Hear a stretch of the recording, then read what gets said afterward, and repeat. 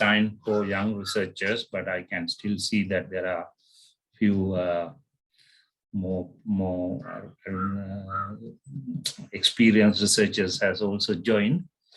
Now, today I will be starting with how to write a good research proposal. Those who don't know, you can probably see myself sitting on a wind farm. I will switch off the video in a minute. So I'm Professor Janaka Ekanayake, Director of the University Research Council.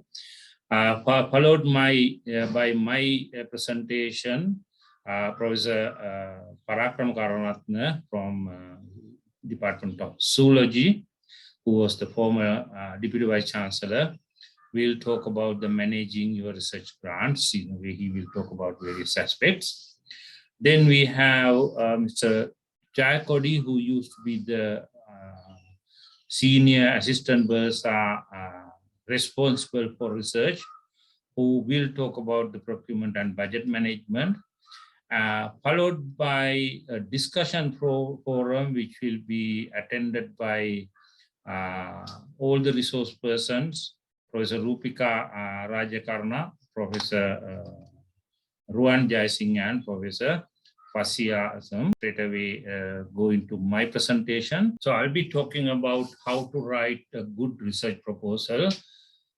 I'm mainly concentrating on writing the research proposal for foreign grants, because I'm sure most of you are writing grants for local applications. I got so far for the multidisciplinary research more than around 50 applications. That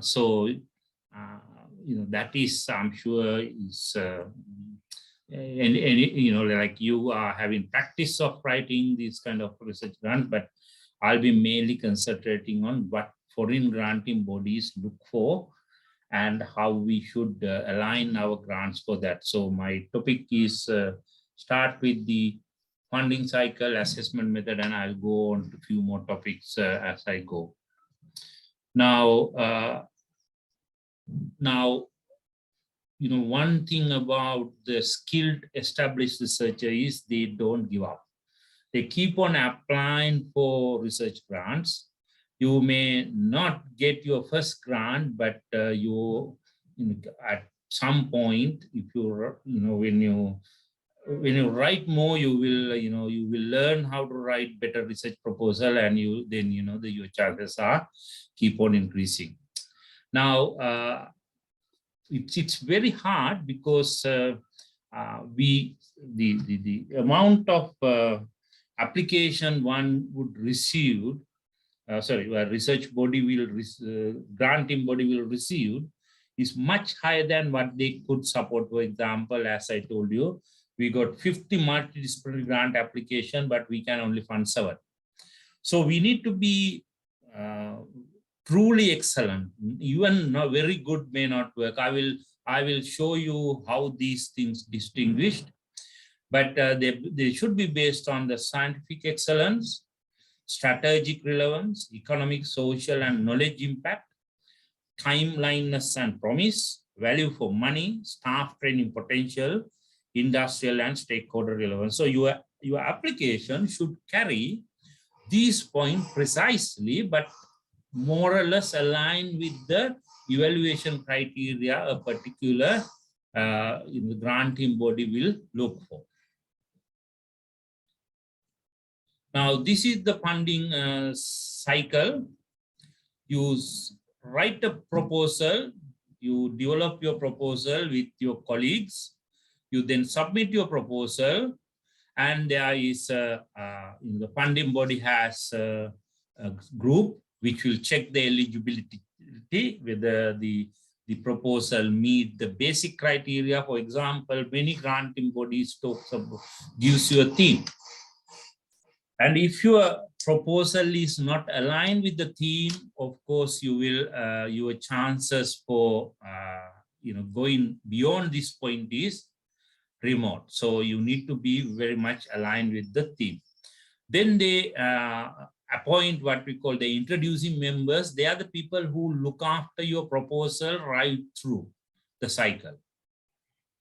Then they send the proposal to the external reviewers, and external reviewers will give marks for various component of your proposal. And then the reviewer, once the reviewer comments are received, they will give normally from marks 1 to 6. 1 is very poor, 6 is exceptional. And then committee meetings will happen. They are the introducing members. Those are the people who will introduce your proposal on behalf of you to the committee. Now, they will mainly look at the importance, scientific potential, resources required, and many more. And the committee then take the final decision, and you may see it as a positive response or a negative response. Depending on whatever it is, you start going around the cycle again. So this is what is usually happen, what I call a funding cycle. But you can see that getting an accepted proposal is not that easy. It's going to be really tough. You need to tick many boxes. So usually a good proposal writing will take minimum 3 months, because I'm sure people have done things on rush and you got it right. That's with experience. But if you are the new researcher, keep applying for research grants well in advance. Start writing the research proposal for research grants well in advance. Now,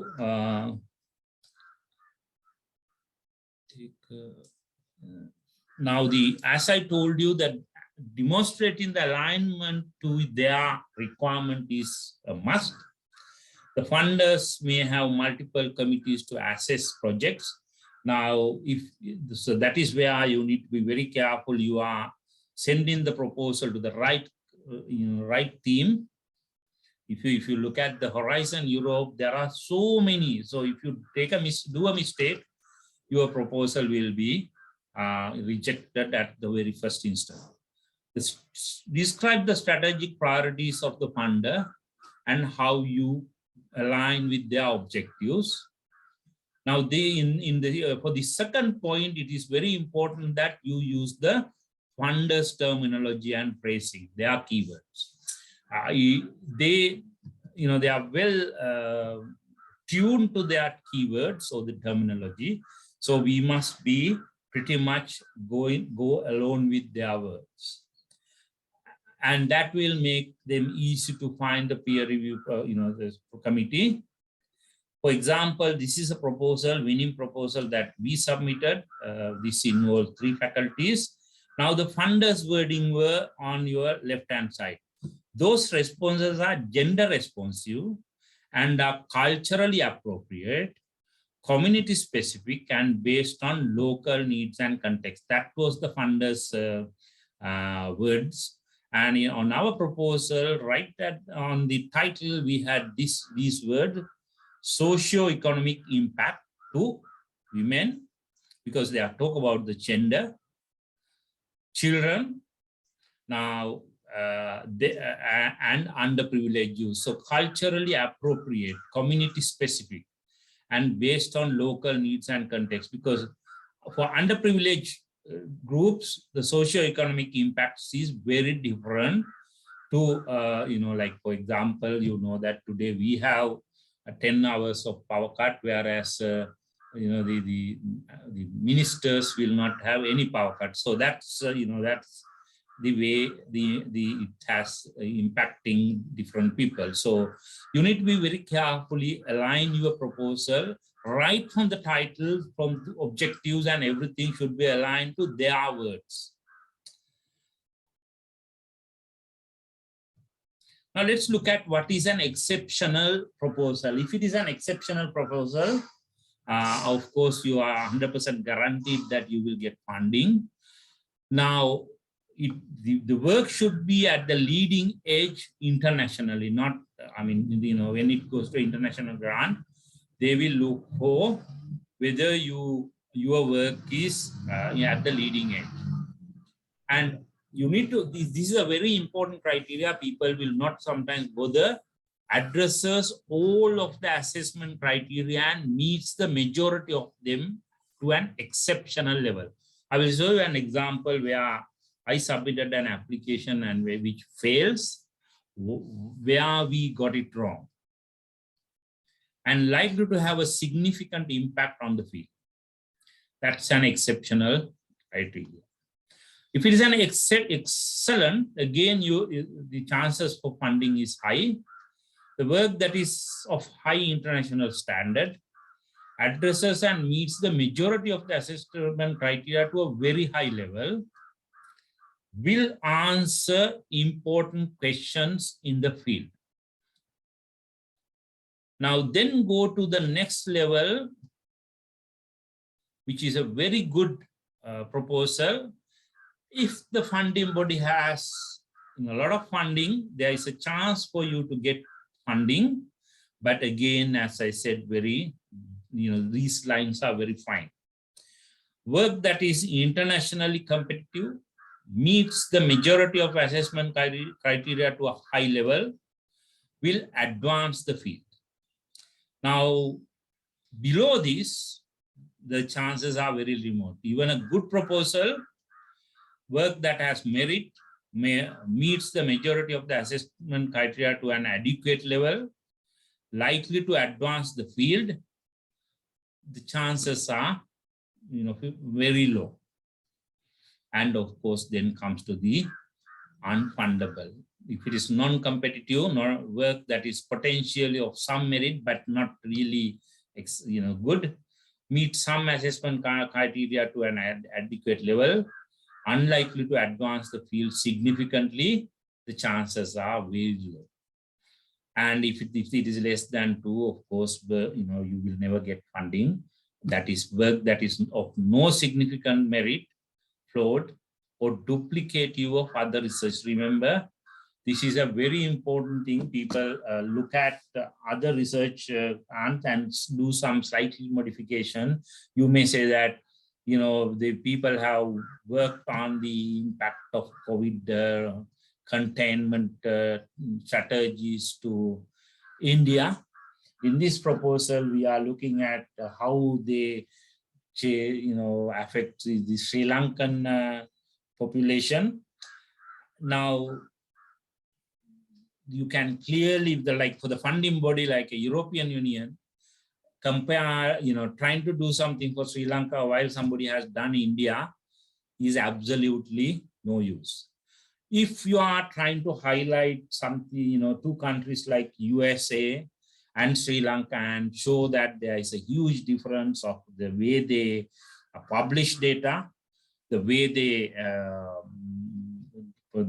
take PCRs, number of PCRs per day and all that. And if you can show that doing for Sri Lanka will help to understand, the communities in similar nature, then there is a chance. So you have to be, carefully word your thing. Then do not meet the majority of the assessment criteria. So this is very important, and I'm unlikely to advance the field. Now, this is from a real proposal evaluation took place. You can see that there are very few exceptional applications. Quite a majority are either very good or excellent. And how much of very good will be funded will be determined by number of funds, the funds that amount of funds they have, number of projects that they will fund.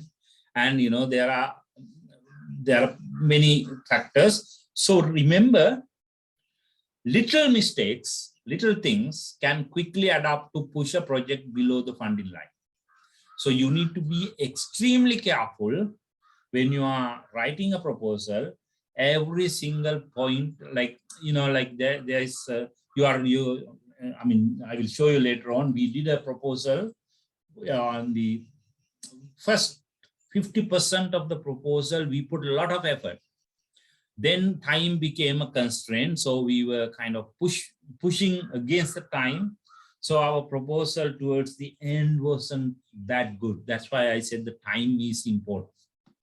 And ensure all aspects are fully considered and conveyed properly. Now, introducing members, as I said, they are the people who will take your proposal to the committee. Because remember, the committee may get around 100 proposals and they are funding only 10. So these introducing members should very quickly present your case to the committee. So they will provide a brief overview of the research. What is the hypothesis? What experiments are they proposing? What do they hope to discover? A summary of the external peer review comments and scores, the strength and weaknesses of the proposal in their opinion, which includes the scientific excellence, importance of the project and likelihood of success, the research environment, track record and suitability of those involved, suitability of the value for money and justification of resources. So remember, your proposal will be presented to the committee by somebody else. So you need to write your proposal such a way that this group, which is the introducing members, can introduce the proposal without any difficulty. They need to make sure, you need to make sure that you have a coherent structure, nice flow, and every single aspect is important. So a well-structured document, easy to navigate and accessible language has a better chance of winning than a the unstructured document, which is not sometimes some proposal writers we put a lot of technical jargon, but remember, these introducing members may not be 100% aware of everything on your field, so you need to be carefully rewrite your proposal. The frequently asked questions by the committee members: is it top quality internationally competitive science? Is it addressing an important problem? Is it novel and exciting? Are the aims and potential outcomes of the grant clear? Does the accompanying data support the proposal? Is the work feasible? Is it too risky? Is there a pathway for all the potential impacts of the research? And can non-specific understand why the work is important? So these are the questions asked by the committee from this introducing member. Remember, as I told you, you are not there. Somebody else is representing you. So they should be able to answer these questions on behalf of you. Usually they are unbiased group. I mean, like if you are applying from Sri Lanka, obviously they don't know as much, but there could be, occasionally issues of this method, but that's the method practiced by many funding bodies. Now, the committee considers the feasibility, credibility, importance, novelty, strategic alignment, project focus, design, risk, responsibilities, and structure of your proposal. Now, under the first four, the question committee will ask is, they are trying to do a lot. They are overly ambitious. Timelines are really tight. So, that's probably, even though your proposal is really good, if it is something which cannot be done within the funding period that you are asking for, obviously you will not get funding. Then they will look for the credibility, which especially they will look for whether you have skills to do whatever we are proposing. What's your track record? Now, it's very important, like you have the right people to tick every single box of objectives that you are proposing.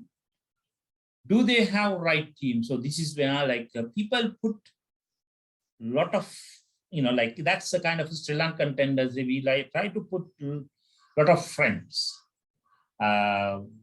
because, you don't like to miss anybody in your group.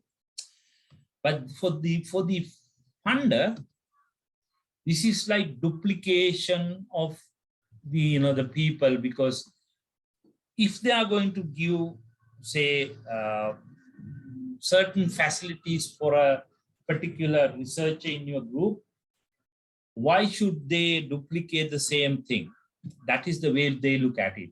So you can have your group internally, but don't put everybody on the proposal unless there is a specific reason to show that his presence in this proposal is very important. That is something you need to make sure. Then they will look at the importance. What is the knowledge gap? Who is going to care? Then the novelty. What is really new here? If there no novelty, obviously the funding bodies will not bother. Like, there are certain projects that you propose pretty good for our country. These are called appropriate technologies. For example, you might have seen that the press has taken up a three-wheeler that we have developed. And everybody is asking me, me and my colleague Liranta, what is the novelty on this? Now there's no novelty in the three-wheelers. You can buy similar three-wheelers from anywhere, but the novelty comes in a different direction. So once I explain the novelty, they can understand, but that has to be very clearly, like, the general, of course, for the general public, they will not see it, but the funding bodies consist of the experts in your field will be able to understand the novelty of your work. Then the other 4 points, the strategic alignment, project focus, design, risk. Now they will ask the question, okay, so this is the third one. I'll get the second one. Strategy, they may say that, no, this project does not fit into our strategies. Well, they have written, like, if you look at the European project, the Europe Horizon 2020 has set of strategies. You need to be understanding those strategies. Then every single grant has their own strategy within the big umbrella of Horizon 2020. So you need to read all that before you start writing your proposal. Then the project focus, they are trying to do too much. So, like if you have to be very careful what you are promising. The design, is this approach really robust enough?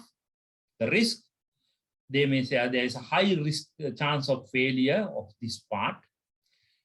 And, this is the responsibilities. It's very important that we break our proposal into work packages and tasks and assign work packages, package leaders, and the task leaders. Remember, if you don't show that a particular task do not have a responsible person, then the funder may think that this may not be achieved. So why should we bother to give funding? So in the structure, it's very important you structure it such a way that you put the work packages, which are the big umbrella, then under each work package a task, and you appoint a work package leader and task leaders, And top of that, the participant are going into each work package and task. That has to be very clearly specified. Then the structure, how does this all fit together? And finally, which is not in that list, but they will look for governors, how will they manage? Now, for example, the particular grant we recently received from Canada, we have artificial intelligence experts, we have medical experts, we have sociology experts, and I am the PI. I don't know medicine, I don't know artificial intelligence, I don't know social sciences. But I have shown in the proposal the experience that I have governing large projects. And I'm sure that was the main reason, like, you know, if the principal investigator is not contributing to the project, why should they support the project? But for them, it's important. Like, you know, we have the vice chancellor who doesn't know what we are doing, who doesn't know what you know, some agriculture guys are doing, but he is the one who is governing the institution. That he is important. Then the second one is sustainability. Once the project is over, is this going to be the end? Now, for many projects, what we are telling is we are going to give the data. If it is a social science related or, you know, many medical, we can say that we are going to give the data. Of course, we will follow the basic ethical rules, but we will make the data available open source. Now, when you say that, that shows that at least for somebody, this project is important. Even though your project may not sustain, your output will help for the sustainability of another project. That is a good criteria. Then the outputs and outcomes. Here again, people didn't understand the difference. Now remember, publishing a paper is an output from your research, which many funders are now not recognized as exciting as, you know, as it used to be, because there are so many places where you can publish. Unless you have a, you know, the Nature publication or something, it is not really a very positive point. But outcomes are important. Now, for example, if your project is going to create something which is, for example, like this our nano mask, I'm sure I mean, if you listen to Professor Rajapaksa, I'm sure he will tell that this is a result of 5 different projects that I did in the past. But that's the outcome of that is a nano mask, which is today an important outcome. So the outputs are important, but they are not the main attraction for funding bodies. For funding bodies, outcomes and the impacts. Who are going to benefit from your project? That's where the, you know, like your data is available to somebody else is going to you know, like entire scientific community is going to be beneficial from your project. So that is a positive point. Why difference will this make? And finally, the budget justification. You can put many things on your budget, but remember, every single budget item should be aligned with your work packages and tasks, should be aligned with your outputs, should be aligned with your outcomes. So you need to be very carefully plan your budget. You cannot just put, you know, I like to have this equipment in my lab, so let me have it, and you put a value for that. That's not going to work for my, you know, these international grants. So right in that, you know, in that form is very important. One of the things funding body will look after, why fund this project and why now? I mean, you know, like some of the projects, you can show that it's an important project, but they may say that it's not important for today. It may be important for next 20 years time, but our Horizon Europe project period is next 5 years, and we cannot see real relevance of your project within those 5 years. So we don't want to fund your project. So we are very carefully, you need to consider these two. Normally we address the why fund part, but we don't address why now part. So carefully address both. Okay, so let me very quickly, next 5 minutes, take you through a proposal that we submitted to Erasmus. Now the project team was, this was written mainly by a well-experienced guy from UK. In our project team, we had 2 UK universities, 2 European universities, Peradeniya and 1 Malaysian university. We put a lot of effort, and submitted the proposal, and they had 3 criteria for selection. The very first criteria was the relevance of the project, which carries 30 points. Now they had a lot of positive points about our project that fits well with the objective of the capacity. The strategies for quality assurance is not convincing. And finally, they had 20 points for quality of the project team and the corresponding cooperating arrangement. They have a positive involved strong and complementary partnership of HIEs based on a good past collaboration. The team have complementary expertise, provide convincing detail of operational capacity, clearly describes partners' tasks. All partners are equally involved, but they have a negative fail to address direct involvement of government ministries, does not describe the contribution of the industries. The distribution of tasks and responsibilities not balanced. Can you see that the work package, not only you must assign the work packages to each partner, you must also balance them. The conflict resolution measures are not adequately analyzed, as not demonstrate the involvement of HCI that have not benefited from support of the capacity program in the past. And finally, 20 points goes to the impact and sustainability.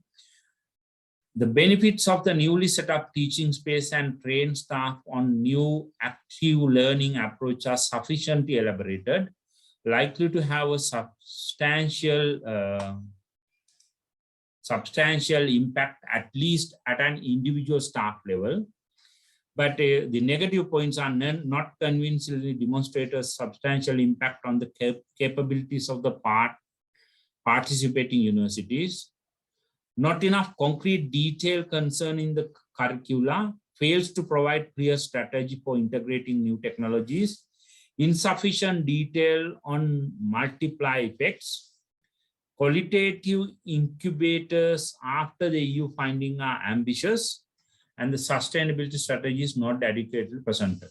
And our proposal, they had 3 groups. The proposals above 75 points, there are 132 applications out of 1,005, which is like 13.13%.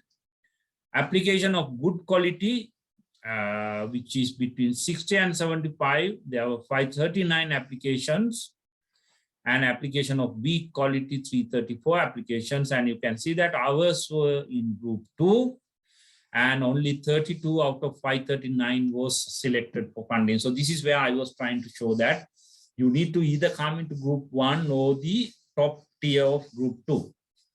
I am sure that I was rushing through the last these points for you to look at a later stage and understand, what things are important when you are writing proposals.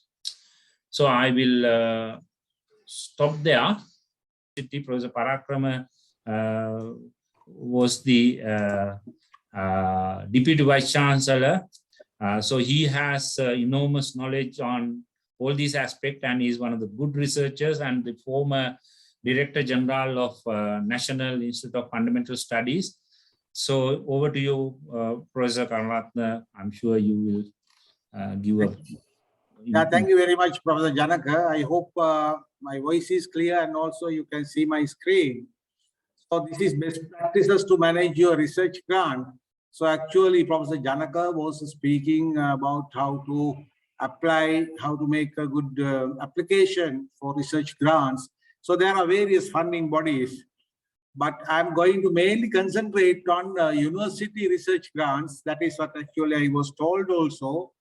And because more or less it's going to be the same thing, the reviewing process and all. But let me talk mainly on the university research grants, how we manage here. So that will be helpful to the young staff especially.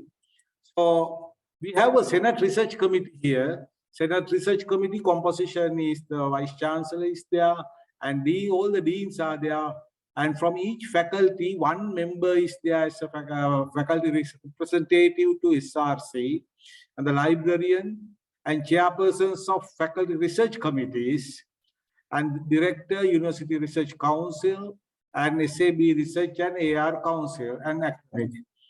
Now, responsibilities of the Senate Research Committee. Senate Research Committee is a subcommittee of the Senate, and mainly to award university research grants, and also monitoring the progress of research carried out under university research grants and other matters pertaining to university research grants, awarding postgraduate research fellowships and monitoring their progress. There are few postgraduate research fellowships available in the university, mainly to arts and science streams. Then we have faculty research committees. The faculty research committee composition is the dean is there, and head of each department is there.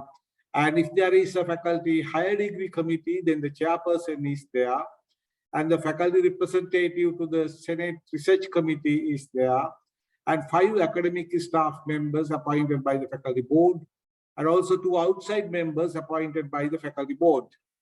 And the chairperson of the committee is appointed by the faculty board. So parallel to the faculties, library also has a library research committee. So the responsibilities of the faculty research committee are processing, evaluation, and selection of university research grant applications, continuous monitoring of university research grants, playing an active role in the Peradeniya University Research Session held annually. I mean, all these actively mean collecting papers, editing, and all those things. Then carrying out any other responsibility to promote research approved by the faculty board. So, for university research grants, eligibility, I have just listed, that is only for the permanent academic staff, and the librarian and the library staff, above assistant librarian category. Only one grant you can have at one time. As the principal, you can become a principal investigator only in one grant, but you can act simultaneously in any other grant as a collaborator. So if there are collaborative partners in different faculties, different departments, so all those the application should come through all those heads of departments, and the equipment purchased they should keep only in one department.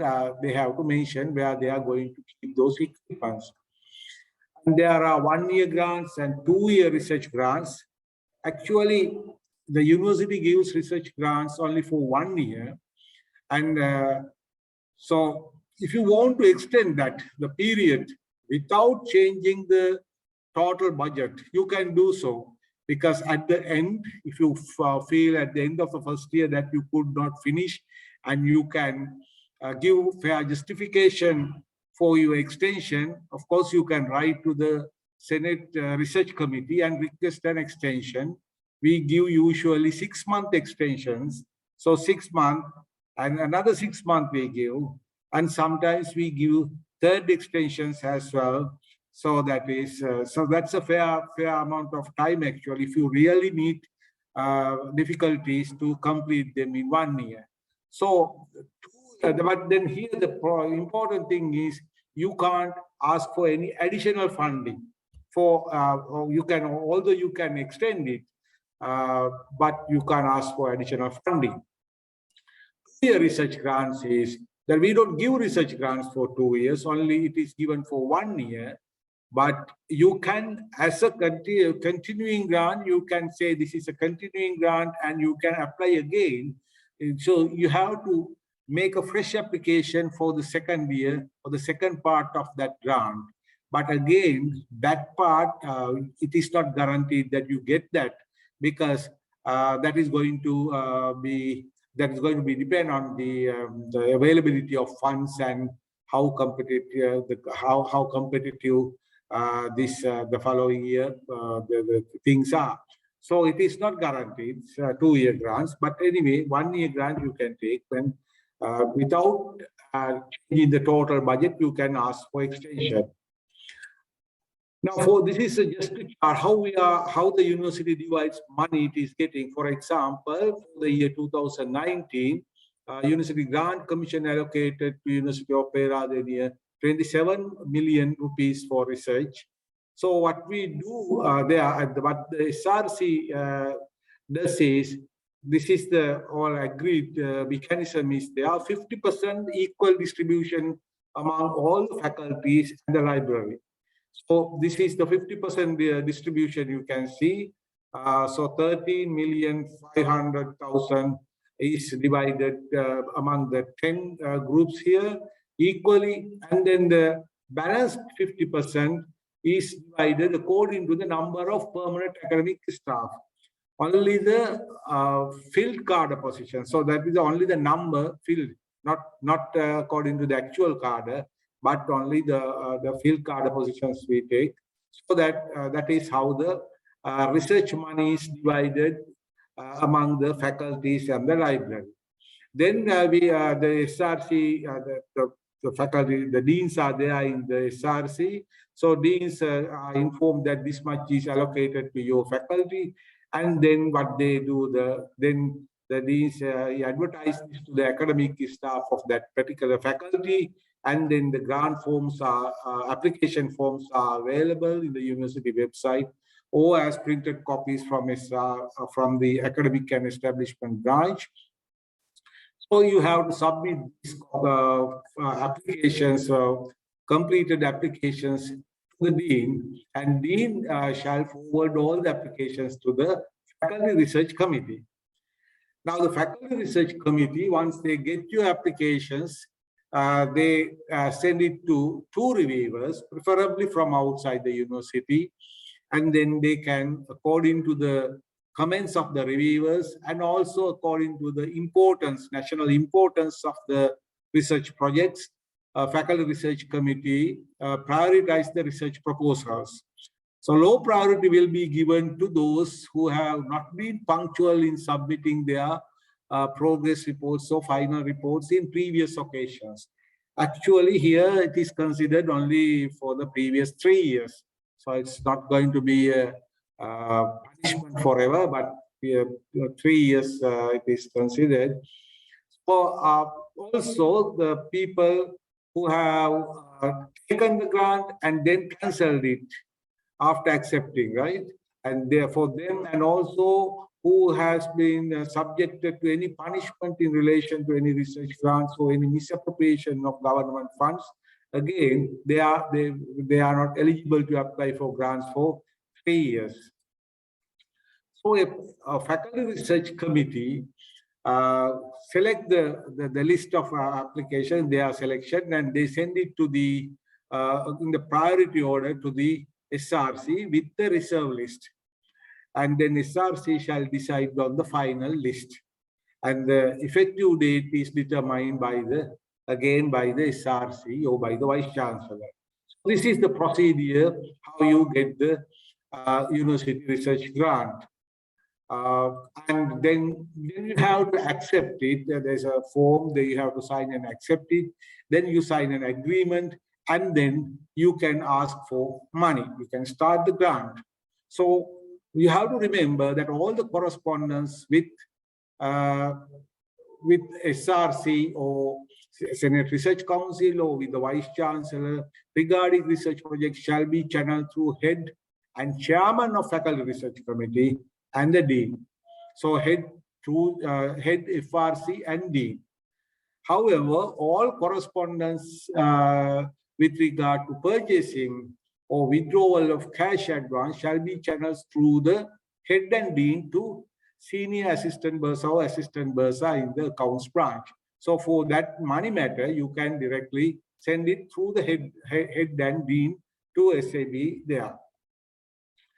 And the grant shall abide by the finance and administrative regulations of the university system and guidelines issued by the Vice Chancellor from time to time. And then the grantee shall be responsible for any legal, audit, and other implications that may arise due to non-compliance with these approved university regulations, and the university shall not be liable to pay any compensation, reimbursement, or any fines imposed or for any financial and other losses. So these are common to all the granting agencies. I was there in the NSF Research Advisory Board and the various research committees and final research advisory board. There also same regulations are applied, and foreign funding agencies also same sort of things are applying, whatever the regulations relevant to those countries. So you might get frustrated, especially in Sri Lanka and this university. You always, I have heard that the young academics used to say that we are doing this as additional service or additional thing. No, we don't pay for this doing research, but administrative and financial regulations make us sick. And also you think that they are coming behind you, thinking that you are trying to take the money out of that into your pocket, right? So all those complaints and people used to say these things, but you have to remember, and also people used to say, can't we have a more freedom on expenditure, right? Can't we have a faster system without having all these several channels? So these things, unfortunately, are there because both you and the granting agency are answerable for spending the government public or treasury money. So if you are spending the treasury money, there are a set of rules and regulations. You have to follow these things very accurately. Otherwise, audits will come behind you and you will face, not only you, the university also face a lot of audit queries because of these things. So that is why all these things are there, unfortunately. But on the other hand, you should always think that it's very important to do good research. You should not get frustrated or just try to give up those things, but you have to always think of doing good research, because doing research is a part of our duty expected from a university academic. That is a contribution to the knowledge. That is one of our duties, and we contribute to the subject and the society. And you can, if you do good research, then only actually you can use effectively the university leave system. You know that there are sabbatical leave, vacation leave, training program leave, conference leave, a lot of leave systems are there. You can use them effectively if you do good research. If you do good research, you can find a good place for sabbatical, and you can go somewhere for vacation leave and train for short visits you can make, conference leave. If you don't do research, actually our leave system has been developed expecting the academics to do a lot of research. That is why this leave system is there. If you don't do research, you don't know what to do with this leave system. Therefore, people take this leave sometimes and do their private things. So that is not the case. That should not happen. And this is for academics. We have given these things, expecting that you do good research. In addition to that, you get career advantages, lot of career advantages. When you do research, you get, they are important for your promotions. And as I told you, getting a good sabbatical placement. And individual reputation, recognition will go up, H index will go up. And also the university is getting benefited because university reputation is going up, and recognition and university ranking will go up. And also you will have a job satisfaction at the end of the day. And also you will earn money. Earn money means if you go to a good place for your sabbatical, if you have a good record or research record, you can easily find a good place for your sabbatical where you can earn a lot of money in dollars and sterling pounds and in foreign currency. So that it is very important that you do this good research. So, okay, coming back to this, how to handle your research grants, you have, I know, these questions basically. How can you get your funds released? And how can you hire a vehicle for field trip? And what sort of vehicles you can hire? What are the rates? And also how to handle petty cash? And whether you can do direct purchasing, what are the limits? And do you need 3 quotations, 3 quotations, hand quotations, or what? And then how to purchase chemicals or equipment, and what will happen when there's no money in the allocation. Sometimes that also happens because of the financial constraints we are experiencing. So for all these questions, I think there is a talk followed by my talk by Mr. Jayakodi, is the Senior Assistant Bursar from Financial Division. So he will explain all these things to you. So, but I have to basically say a few things here.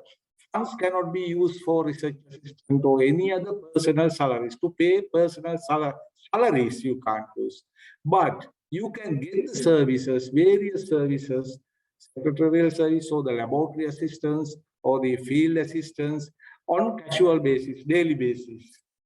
No payment for overtime, subsistence, or any other remuneration to employees of the university. For the university people, university employees, you cannot make payments. And also no foreign travels.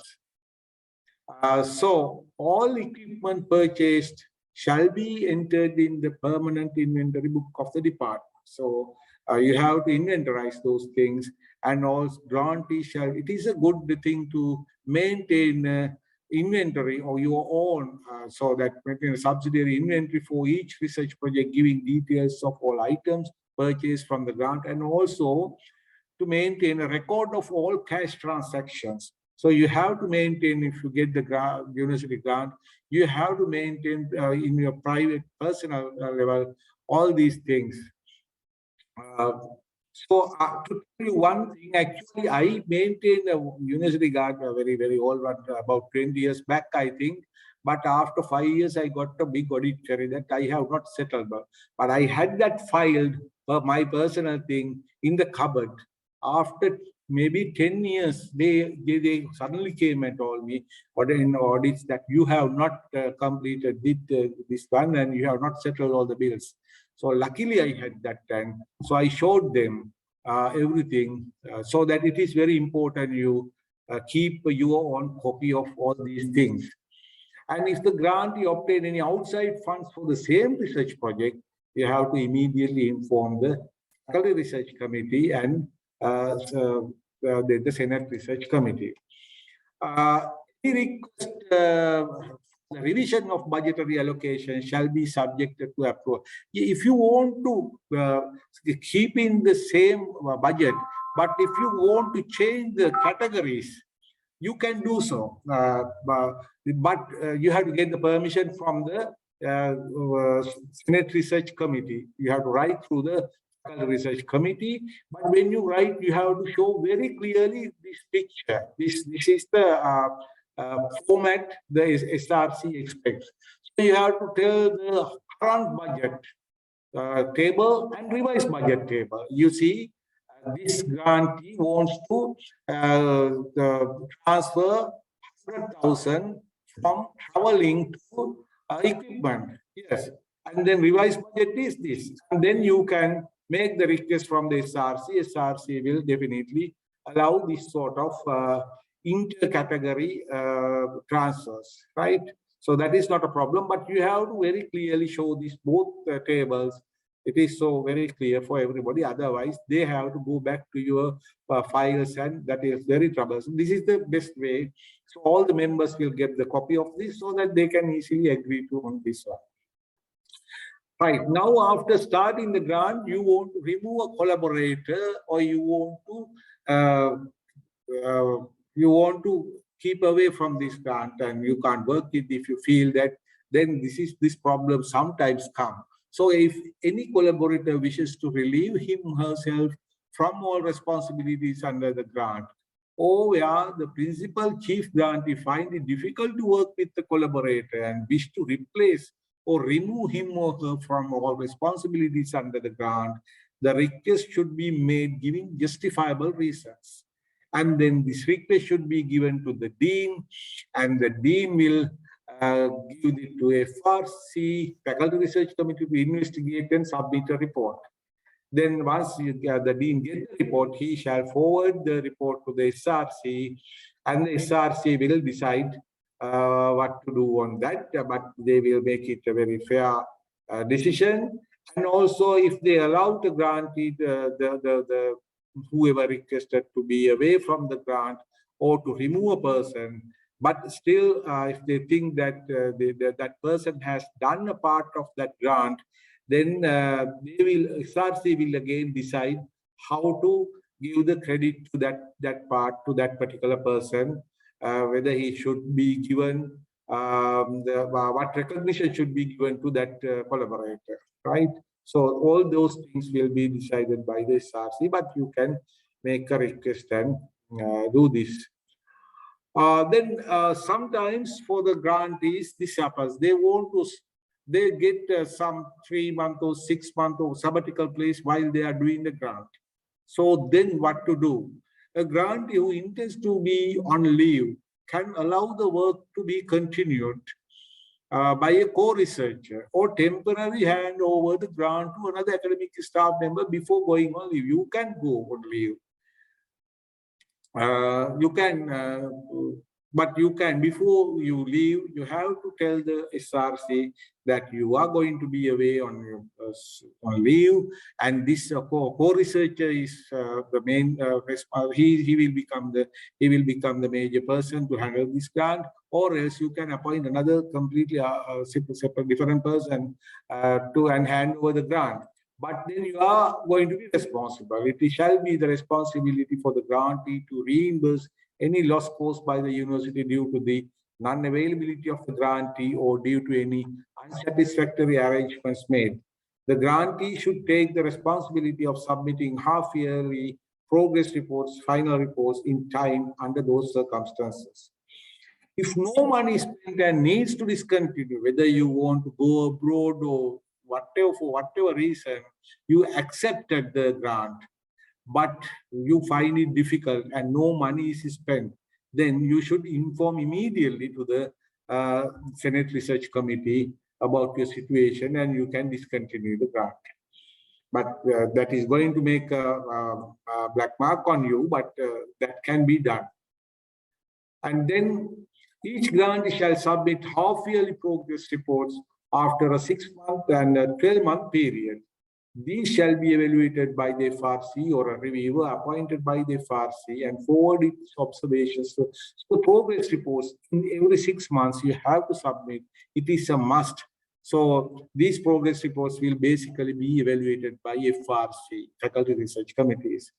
If a delay is anticipated, a prior written permission should be obtained from the SRC for the delay in submitting these reports. The final report is expected, but it is a comprehensive report. So it should include at the end of after completion of the grant, 1 year or 1.5 year or 2 year, whatever it is, then only you are submitting it. So it is going to be a comprehensive report. It should include all the work carried out in the format. There's a format and a certified copy of the list of items handed over to the head of the department, and a financial statement from assistant bursar or senior assistant bursar research confirming that all university funds has been fully and duly settled and copies of all publications and presentations arising out of the grant should be attached. So that is going to be a comprehensive one. So once completed, each grantee shall submit the final report within 3 months after the last progress report. The FRC shall appoint 2 external reviewers from the SRC. Actually,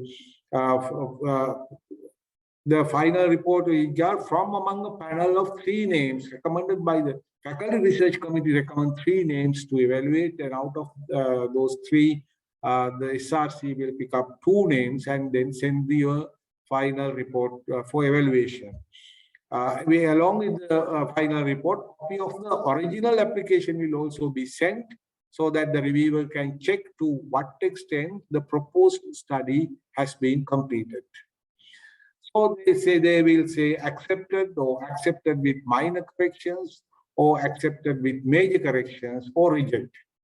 So if it is accepted, no problem. Accepted with minor corrections, then they suggest the corrections, and the Faculty Research Committee can see whether they are adequately attended. And accepted with major corrections, in this case, the grantee has to resubmit the revised one, and the revised one will be sent to again back to the those who reviewed the original final report, right? And the reject mean, it is rejected. If the final report is not submitted within the stipulated time period, then steps will be taken to recover the funds.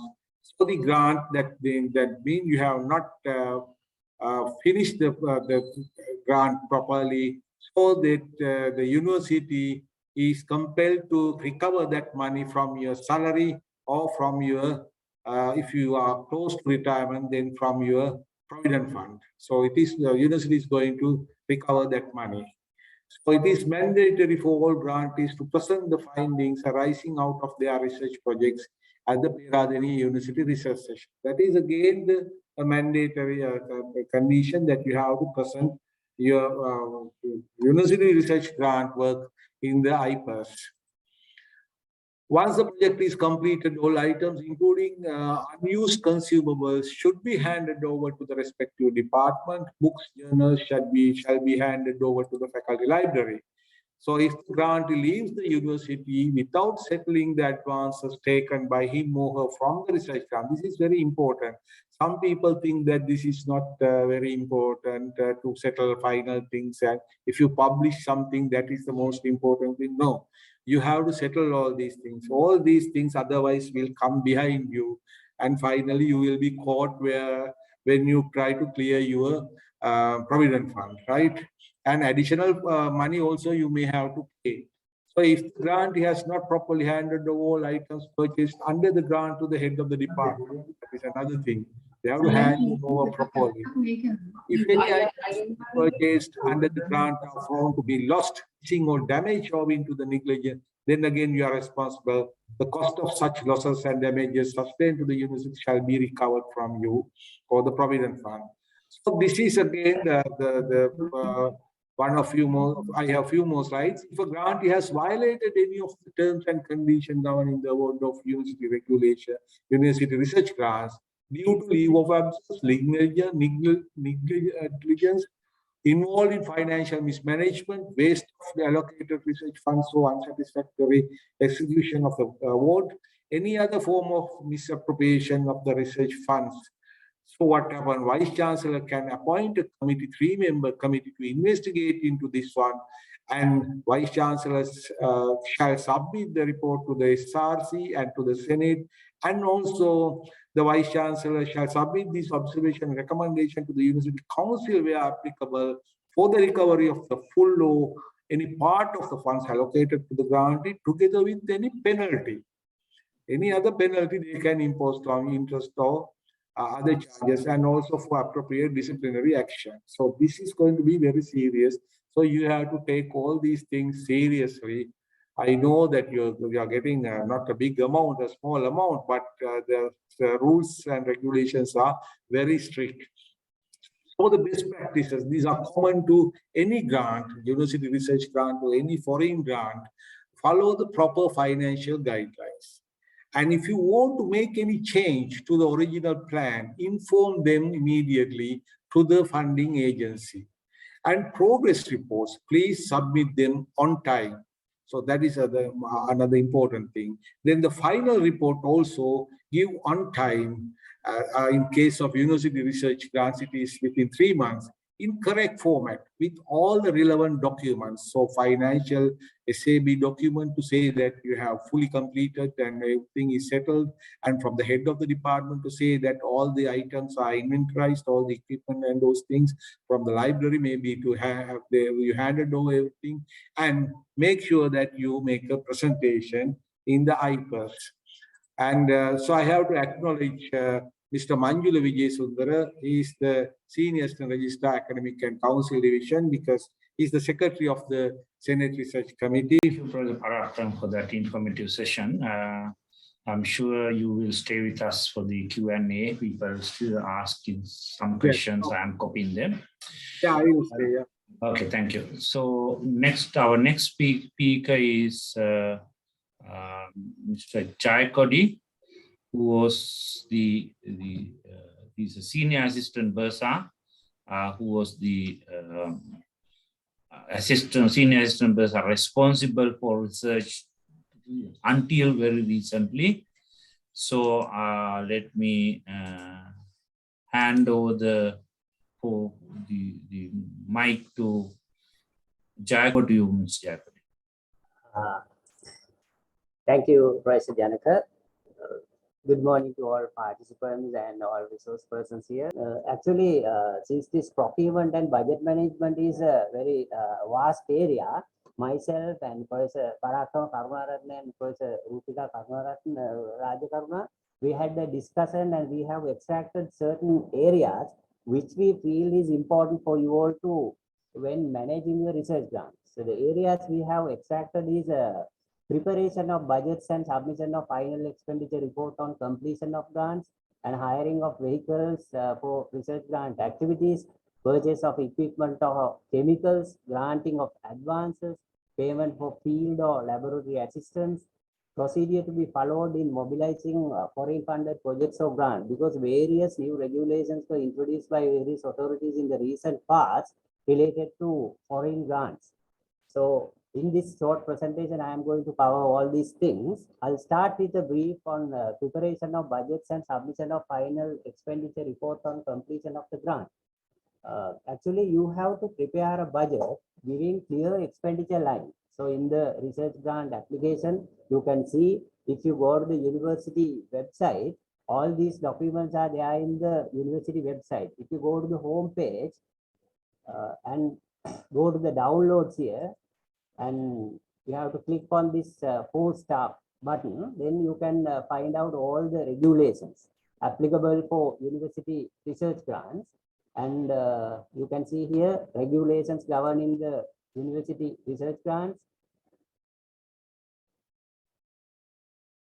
right? And also the documents like final report, progress reports, all you can download from the university website. So I think I need not to brief all these things. I'll just brief you what are the important areas, right? Budget, you have to prepare it clear expenditure like chemicals, consumables, traveling, research assistance, and also make sure when you are preparing your budget, you have to give the breakup as well. Sometimes we have seen instances like we are putting a lump sum amount, but the faculty bursars might be facing an issue how you can disburse that amount. Sometimes we have seen instances we are just putting field assistance 200,000 in the budget, but whether it is for a daily rate or a monthly payment or like that, it has to be mentioned in your budget. And when the budgets are forwarded for the relevant committees for approval, you have to give the breakup as well. And then for the budget you prepare, you have to include in your research proposal or the application, and it has to be forwarded to the faculty research committee. And with that recommendation, it will be forwarded to the Senate Research Committee and Finance Committee for its recommendation. Finally, it goes to the Council for its approval. And any revision to the initial budget also, you have to take the approval from the relevant committees, as I explained you earlier. Faculty Research Committee, Senate Research Committee, and the Finance Committee.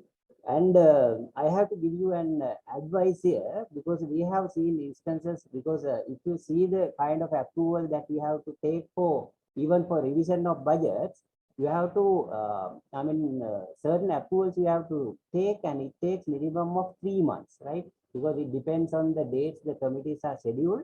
For that case, actually, you have to plan in advance, right? Say, for instance, now when we are doing the research, if the initial allocation you budgeted for, we'll say transport is not adequate, and if you have savings from any other item, like our former Deputy Vice Chancellor explained you, then you have to plan in advance, right? You have to anticipate your future expenses, and you have to start revising your budget.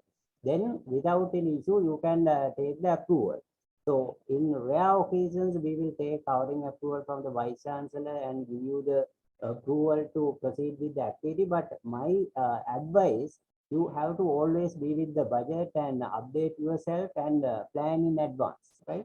And then the final financial report also you have to forward to the relevant committees as explained earlier, and then it has to be included a final financial statement of your grant, and it has to be certified by your faculty, Deputy Bursa or the SAB or the AB of your faculty. And then hiring of university vehicles also an area you should have some idea, because if you have any budgetary allocation for traveling or transport, you have certain options to be followed, like using a university vehicle. So you can hire a university vehicle. In that, actually, you have to fill up a form that you can obtain from your faculty or from the university general administration division. The current rates I have included here. Also, you can hire a vehicle from a registered supplier of the university, because we have certain registered suppliers in the university. Those rates also you can, those option also available, right? Then rates also I have included here. And using your own vehicle also possible, but the rates we pay is just 12 rupees per kilometer for a petrol vehicle, and motor car it is just 8 rupees per kilometer. Nowadays, with this rate you can manage even your expenses. I don't think that you can use this option in that case, because these rates are very old rates, we know. But unless the rates approved by the authorities are revised, we can't pay you any increase rate. And hiring a three-wheeler also possible, right? Like picnic, but you should produce a bill for that, right? In case you can't ask for a proper bill from them, then you can take acknowledgement from them, including the three-wheel number, places you traveled, and date, and amount you paid, and the name of the driver. Kind of a cash acknowledgement form you can obtain from the particular three-wheel that you have traveled, right?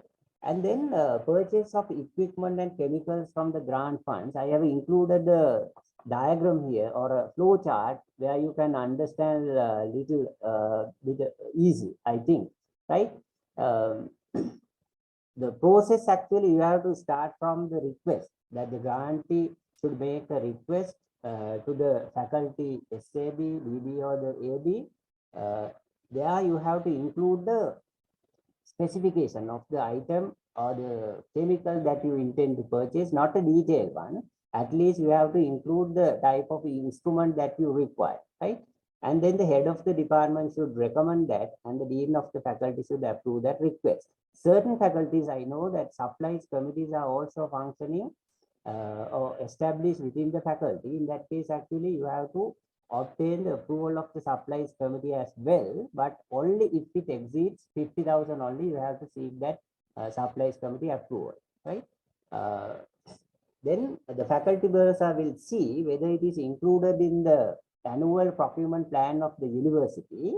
If it is already included, then you can proceed straight away, or else if it is not included in the annual procurement plan of the faculty, then it has to be included in the annual revised annual procurement plan of the university, right? Then they will see whether the estimated amount of the instrument or the chemicals that you intend to purchase is above 1 million or below 1 million. If it is below 1 million, then that the total process of procurement can be handled at the faculty level. That means regional procurement committee level. The procurement committees we establish within the faculty we called as regional procurement committees. So if the value of the instrument or the procurement, total value of the procurement is below 1 million, this can be handled at the faculty level. If it is exceeds 1 million, then up to TEC level, the faculty has to handle the process, right? Then with the TEC recommendation, you have to forward it to the university procurement committee for its approval, right? When carrying out this total process, you should know certain procurement methods that has to be followed, right? I'll explain you the key methods that you should know, but I have to tell you that whether it is handled by the regional procurement committee or the university procurement committee, the methods has to be followed. Certain methods are there. I'll explain you in brief, right? Procurement methods, there are 10 methods actually. Basically, I think only 6 methods are practiced in the university because other methods are not like direct labor method. We are not practicing. So most important things that you should know only I have extracted here. First method is international competitive bidding. In case you can't find any domestic contract or supplier and service provider, then you have to go for international competitive bidding, right? And then national competitive bidding, if the estimate amount of the total procurement is about 10 million, you have to go for national competitive bidding. In that case, actually, a paper advertisement we have to put in the newspaper, and then all island-wide suppliers and contractors can apply. Minimum it takes 2 months. Minimum it takes 1.5 months to 2 months for the total procurement process, because it is quite a lengthy process compared to the national shopping method, right? Basic idea behind this one is we have to go for national competitive bidding if the value of the procurement is above 10 million, right?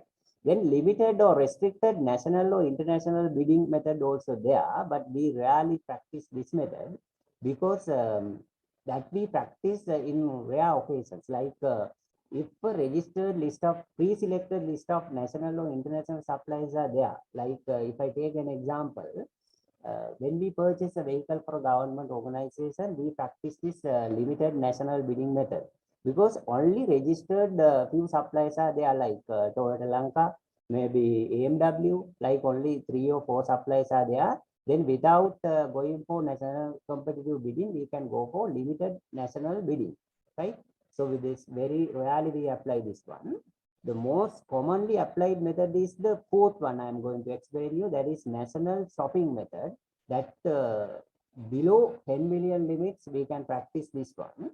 So if it is handled at the regional procurement committee level, that means if it is if the value of the procurement is below 1 million, then you have to obtain, you have to not obtain, actually some people misread this sentence. You have to invite for more than 5 seal quotations, right? Even if you receive only 1 quotation, you can proceed with that. The regulation is there that we have to invite for more than 5 seal quotations, right? Even from registered suppliers. I'll explain you. National shopping method, basically we should know that up to 10 million, we can apply this method. It is basically for the off-the-shelf readily available items, right?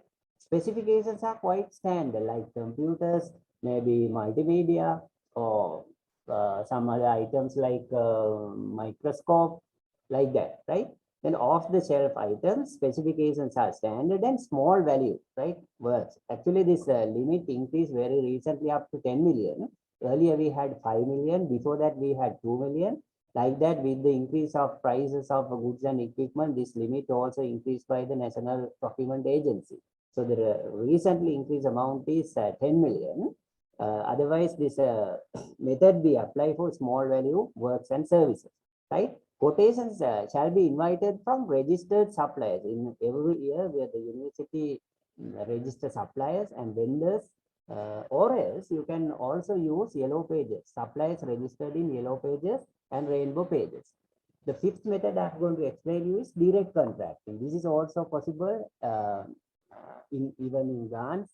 We can go for direct contracting. That means we purchase some items, goods or services from one supply source, right? It entails no competition. We should have certain criteria to be satisfied to go for direct contracting, like the occasions or the instances where you can practice this method I have listed down. This is also extracted from the procurement guideline.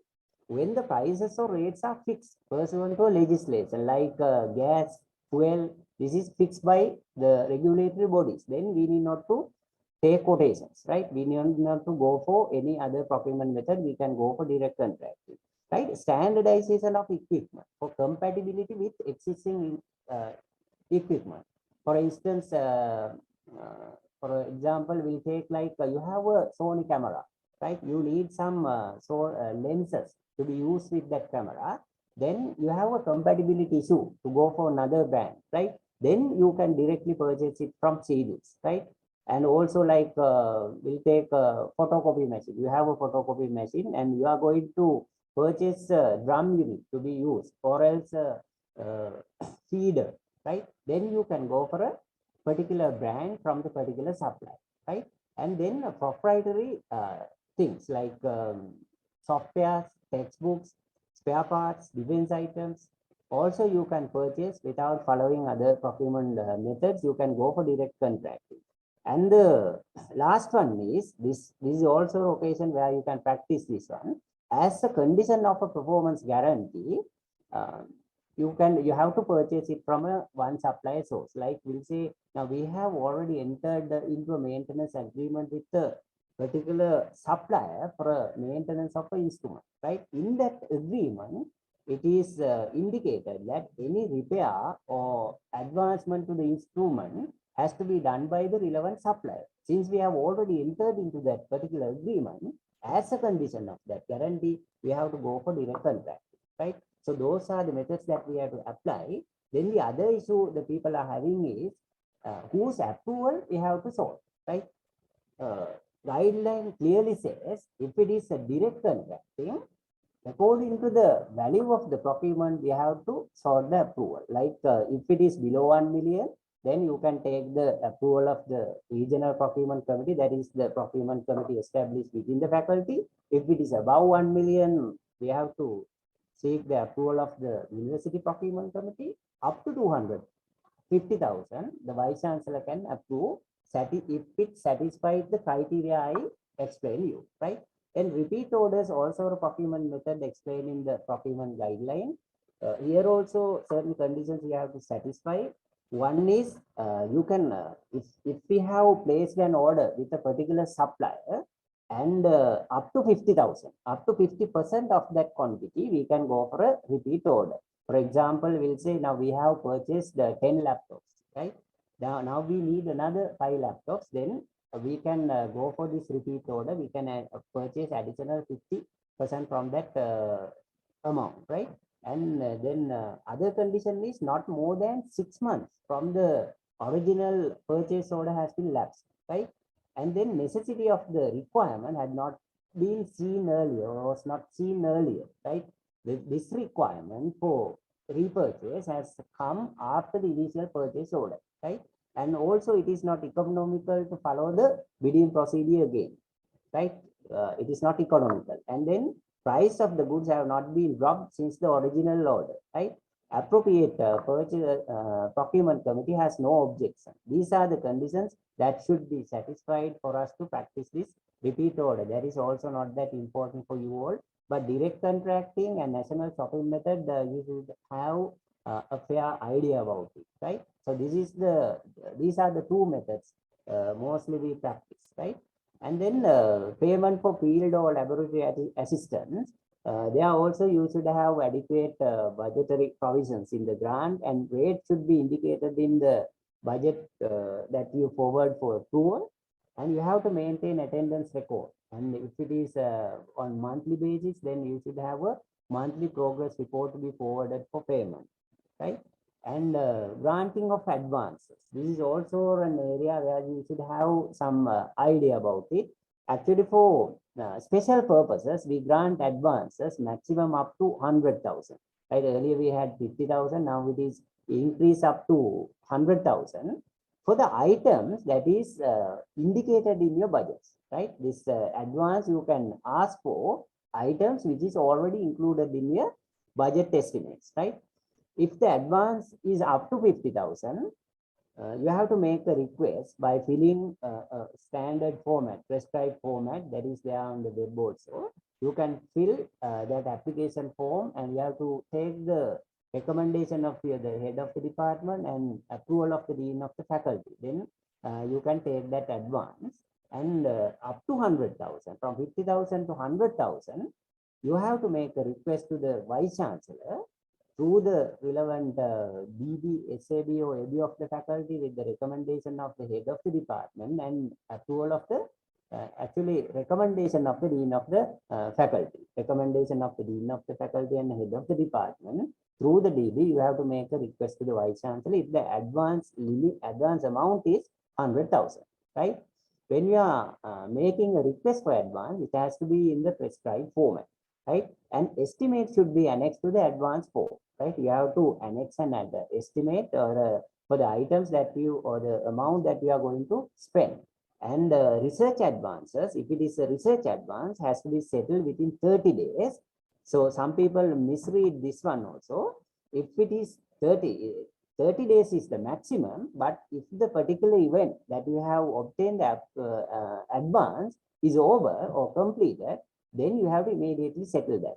Say for instance, now you have obtained an advance for a particular event. That event was completed within 10 days.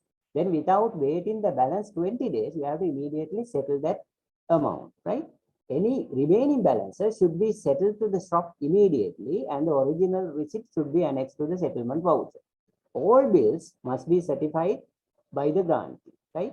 New advances will not be granted without settling the previous advances obtained. So there is also a regulation, right? All supporting documents such as invoices, indents, inventory service certificates, goods received note, etc. should be attached along with the settlement voucher, right? If the actual amount exceeds the advance amounts we granted, you can make a request for reimbursement by giving clear justification why that initial amount. Say for instance, now you obtain a 50,000 advance, but that amount increase up to that. When it comes to actual, you have to incur 55,000. Then in the settlement form, you have to make a special request to reimburse that amount, and then with a clear justification why you had to exceed that amount. So those are the things that you should know related to the advances. Reimbursements, I have not included any side there. I'll just tell you, reimbursements for any expenditure also possible, but we highly discourage that. The reason is that when it comes to reimbursement, you have already incurred that amount. If we ask for a particular thing or a condition to be satisfied, in case you have not, fulfill that requirement, then we are also in trouble, right? So we always advise you to go for an advance or make a request to the accounts department of your faculty to, make that purchase and like that, right?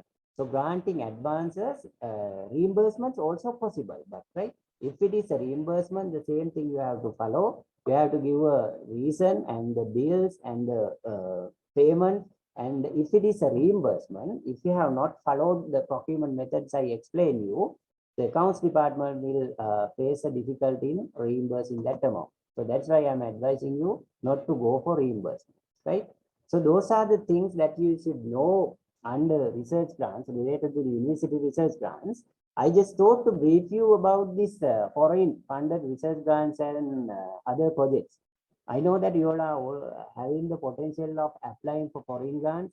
In case you, you are awarded any foreign funded project, then you should know certain regulations, right? Because very recently, most regulations came very recently, actually after 2020, right?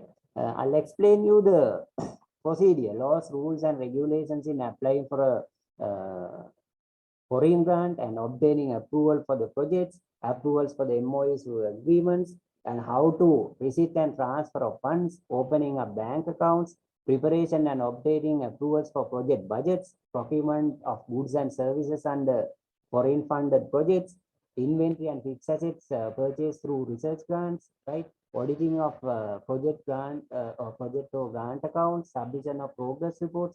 So these are the basic things that we should know related to a foreign funded project. So if I start with so you are also given the recent regulations. So the regulations applicable for the foreign funded projects, all these things we will upload to the URC with by contacting the URC. I'll give all these regulations and circulars. You can leisurely read that. But these all regulations are still in force, right? If I brief you the procedure or the approval procedure for the project, right? University level, you have to obtain the faculty board approval and the academic development and planning committee recommendation and recommendation of the Senate and recommendation of the council. These all are internal approvals. And externally, you have to obtain the National Planning Department and the External Resources Department approval. For that, you have to forward the project proposal and the project submission format. There are formats introduced by the NPD. You have to fill up those formats, and through the Vice Chancellor, you have to make the request to the University Grants Commission, to the Chairman UGC. Then they will forward it to the Secretary, Ministry of Higher Education. In the ministry, there is a separate division called Planning Division. They are the one who coordinate in obtaining the approval for the project. And then the NPD will recommend it to the External Resource Department, which is one department under the Treasury. So they are the one who grant the final approval for the project, right? It takes about 6 weeks, right? One thing I have to tell you, this internal approval, while you are seeking the internal approval, you can initiate the external approval process, right? And for the MOU or the agreement, so if you are signing any MOU agreement with the funding agency, you have to obtain the approval from various other authorities, like in the case of a project. For the MOU or the agreement also, there is a lay down procedure, right? You have to first obtain the observations of the legal officer of the university, and then the recommendation of the faculty board.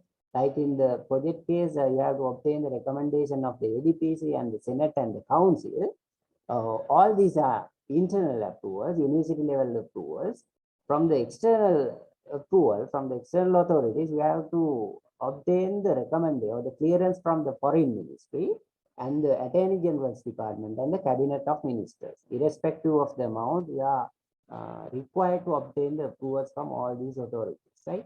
So obtaining the foreign ministry approval, like in the other case, you have to attach your what you call this draft agreement or the MOU that you intend to sign with the donor, and it has to be forwarded through the Chairman UGC to the Overseas Education Division of the Ministry of Higher Education. Then they are the one who coordinate with the Foreign Ministry and the Attorney General's Department, and who coordinate in obtaining the Cabinet of Ministers approval. But this takes, it depends actually, it takes about 3 to 6 months. Worst cases are also there. Sometimes it might take 9 months also, right? So without waiting for the internal approval, we advise the grantees to initiate the process of obtaining the external approvals, right? Forward their documents to the UGC and the other relevant authorities. So those are the approvals that you have to obtain for your MOU, the agreement, right? Then receipt and transfer of funds. In 2020, ERD introduced a new circular. Before that, actually, it was a mandatory thing that all foreign funded projects, we have to obtain the funds through the treasury only. But in 2020, ERD introduced a new circular. With that, actually, we are free to obtain the funds to the university accounts as well. But when ERD granting approval for the relevant project, if they mandate to receive the funds through treasury, actually still we have to comply with that. In case the funds are channeled through the treasury, we have to make allocations in the annual estimates. If there are no allocations in the annual budget estimates of the university against your project, then we have to make a special applications according to Financial Regulation 66. Then that application we make to the Secretary of the Line Ministry. then secretary will forward it to the treasury for additional estimate. But this process actually takes minimum of 2 months, right? So we always advise the grantees to include the estimates in the annual budget estimates of the university. In case funds directly transferred to the university accounts, we have to submit detailed monthly expenditure reports to the line ministry through the channels I explained you earlier, if funds are directly disbursed to the university. It is also possible to open up bank accounts, right? If you want to open up bank accounts, if the donor, right, if the donor agency mandates to open a separate bank current account, we have to obtain the University Grant Commission approval by giving clear justifications, right? If the donor mandates to open a special foreign currency account, we have to obtain the central bank approval. For that, actually, we have to obtain the National Planning Department and the ERB approval as well, right? So it is quite restricted nowadays to open special foreign currency account. But if donor mandates to open account, then it is also possible, right? And then preparation and obtaining approvals for project budgets, right? Budget has to be prepared according to the 4/2016 Commission Circular, and all the amounts indicated in the foreign currency we have to convert into Sri Lanka rupees by converting it to a rate prevailing at a date, and then we have to seek the approval of the Finance Committee and the Council, right? Recommendation of the Finance Committee and the Council should be obtained. Any revision of budget estimate has also to be approved by the donor agency first, and then Finance Committee and the Council, right, at the university level. First, it has to be approved by the donor or the grant, right? So those are the conditions applicable for preparation and obtaining budget approvals, right? And procurement of goods and services, normally, in normal case, actually, the procurement, government approved procurement rules and regulations are applicable even for foreign funded project. But this also you should aware, if the donor or the funding agency gives a separate guideline that applies over the guideline, over the government procurement guidelines, like that, right? The sentence in the guideline itself is, in the case of a foreign funded project, if the funding or the foreign funding agency mandates the use of procurement guideline of such funding agency, such funding agency guidelines shall prevail over these guidelines to the extent available, applicable. In the event of a conflict between these guidelines and that of the funding agency guidelines shall take precedence over these guidelines. That means if we are given a separate guideline in case of procurements, then we can straight away apply that in procuring goods and services in the university, right? Fixed assets and fixed assets purchased through foreign funded projects, as our former Deputy Vice Chancellor explained you, all these fixed assets to purchase from the grant fund has to be entered in a separate register until they are transferred to the university.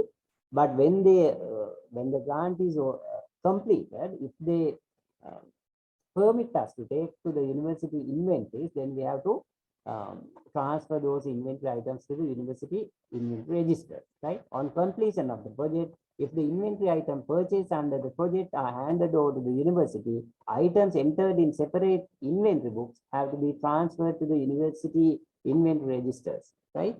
And then auditing of project or grant accounts. If all transactions made through the project or grant funds are subjected to the audit by the government auditors, because some people are just thinking if it is funded by an external agency, why the government auditors are auditing these things, right?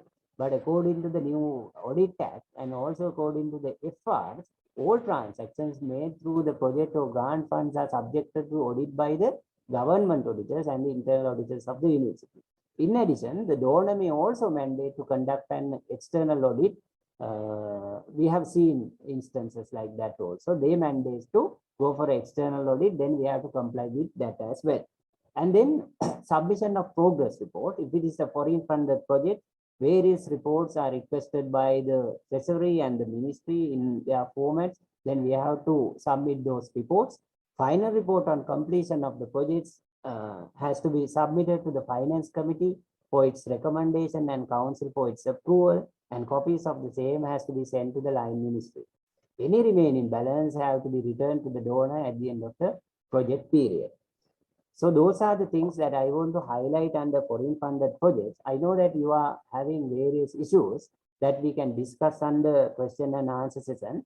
Thank you very much. Mr. Jayakodi, I'm sure some of the main issues people are having related to the procurements must have been clear. This graving issue of how to get the approval of for the foreign funded project is probably beyond the discussion of this forum, as you could remember. I will open up another forum for that because it is now at the cabinet level, as I was told. We have with us Professor Parakrama Karunaratne, Professor Rupika Rajakarna, Professor Ruwan Jayasinghe, Professor Fasi Azam, myself, and Mr. Jayakodi. So let me take each question and I will read it. This is from Sudesh Mantilaka. From what I have gathered, funds cannot be allocated for research assistant, but possible for a field assistant. How do you define these two? Probably this can go to Professor Parakrama and Mr. Jayakodi. Yes, this dimension is that no salaries can be paid. You cannot pay salaries from the university research grants, but daily basis, casual basis, daily basis, you can pay for laboratory assistance, or field assistance, or secretarial assistance, or anything. But okay, you cannot pay salaries. Right. I think that probably explain or clear the doubt Sudesh is having. Joy.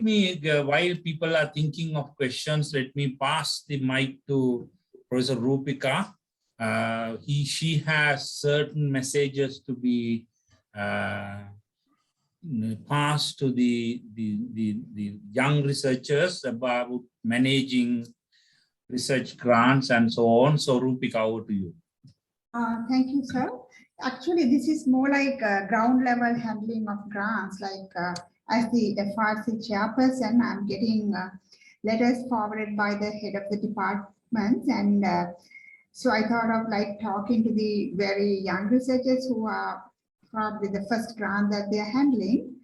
The channels that you have to forward the letter was mentioned by Professor Parakrama Karunaratne. So the head, the FRC chairperson, through the dean, then you address the letter to the SRC chairman, which is the vice chancellor.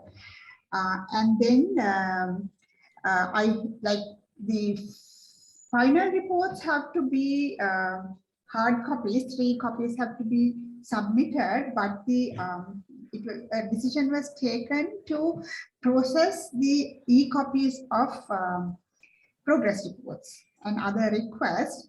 I hope that the SRC Manjula's office will oblige to this. So especially under these circumstances where we are kind of saving paper, the progress reports can be submitted electronically through the same channels. So then you don't have to give 3 copies of each, one electronic copy, and the final copy actually so far we are submitting as a hard copy because some of the reviewers request hard copies to be reviewed. But I think in the future we might have to solve this issue, and everybody, if the reviewers also agree to go through the electronic copies, we can save a lot of time, paper, money, everything. So maybe we'll propose that at the next SRC and then get back to the grantees. And then I think most of the things that I was planning to explain to the new grantees were explained by Professor Parakrama. The vote transfer is very important, that how you do it, because I get letters saying that please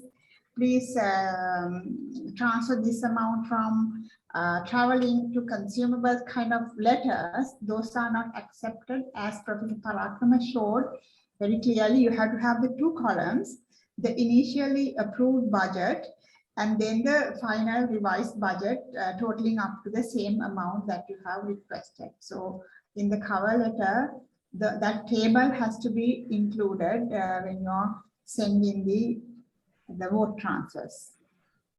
And then we'll leave the participants to ask questions, because pretty much Professor Parakrama covered a lot of things that, you know, the mistakes, that kind of things that were needed to be briefed to the group.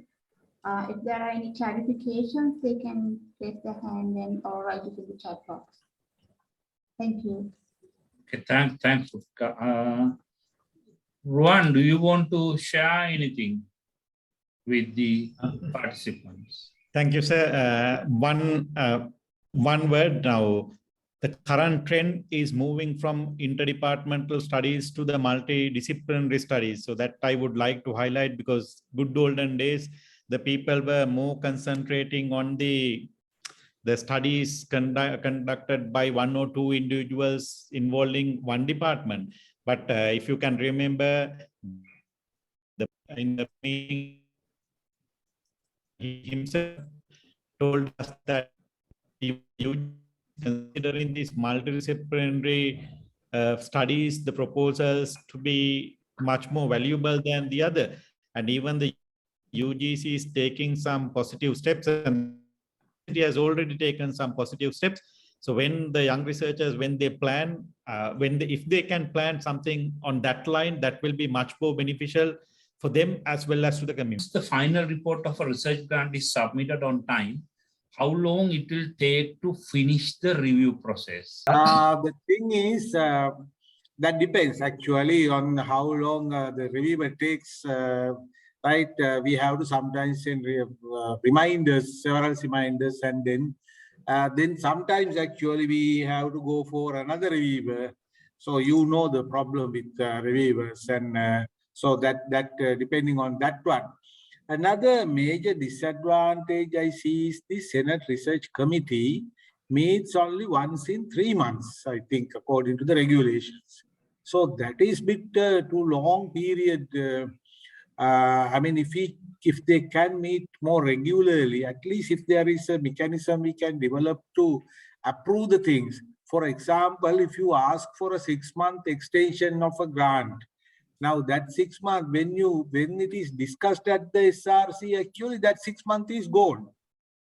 You understand, when the request made, then it comes through the channels and then comes to the SRC, 6 months is gone. So, I mean, then it is come to a question whether we should give for 6 months or then whether we should give for 1 year, because we have not given an answer to the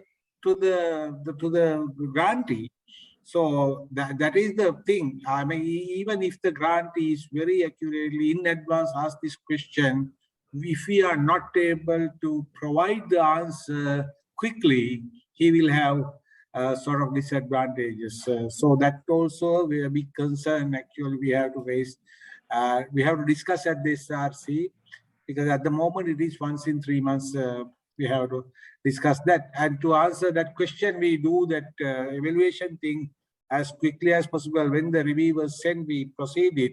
But again, we have to wait for the SRC meetings to discuss these things, the final review report. Yeah. Okay, thanks, Professor Parakrama. And now there's another question. I think it's probably addressing to Rupika. Dear Madam, when sending progress report, is there an email to send e-copies first while sending hard copies via regular channel? You know, can they send the e-copies first and later send the hard copies? And what is the email for that?